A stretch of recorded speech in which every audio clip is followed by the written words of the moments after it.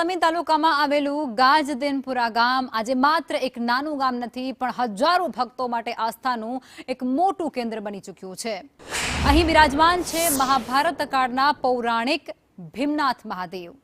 પાંડવો જ્યારે અજ્ઞાતવાસ દરમિયાન હિડિંબા વનમાંથી પસાર થઈ રહ્યા હતા ત્યારે યુધિષ્ઠિરના કહેવાથી પાંડુપુત્ર ભીમે પોતાના હાથે આ પવિત્ર શિવલિંગની પ્રતિષ્ઠા કરી। ભીમ દ્વારા સ્થાપિત હોવાથી ભીમનાથ મહાદેવ તરીકે ઓળખાય છે।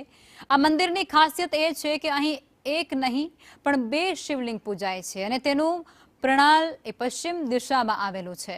અહીંની માન્યતા છે કે એક સમયે પૂરના પાણી વચ્ચે ભક્તોને ગેરહાજરીમાં પણ સાંજના સમયે સ્વયં ઝાલરો વાગવા લાગી હતી અને આરતીના દીવા પણ પ્રગટી ઉઠ્યા।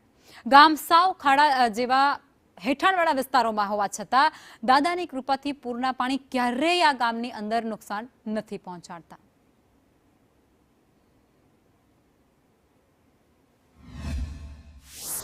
આ મંદિર પાંડવોના સમયનું મંદિર છે। હજારો વર્ષ પુરાણું મંદિર છે। આ મંદિરમાં બે શિવલિંગ આવેલા છે।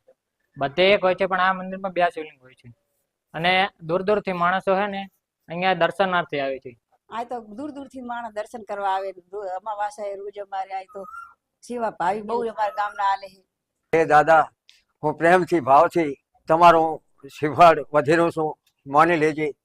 આ મંદિરની અંદર ચમત્કારિક અવાજ થયો અને દીવો એના હાથે પ્રગટ થઈ ગયો હતો। એ સમયે અહીંયા આયા અને અહીંયા ભીમનાથ દાદાની આ લિંગની પ્રતિષ્ઠા પણ ભીમનાથ દ્વારા ભીમના હાથે થઈ એટલે ભીમનાથ નામ પડ્યું।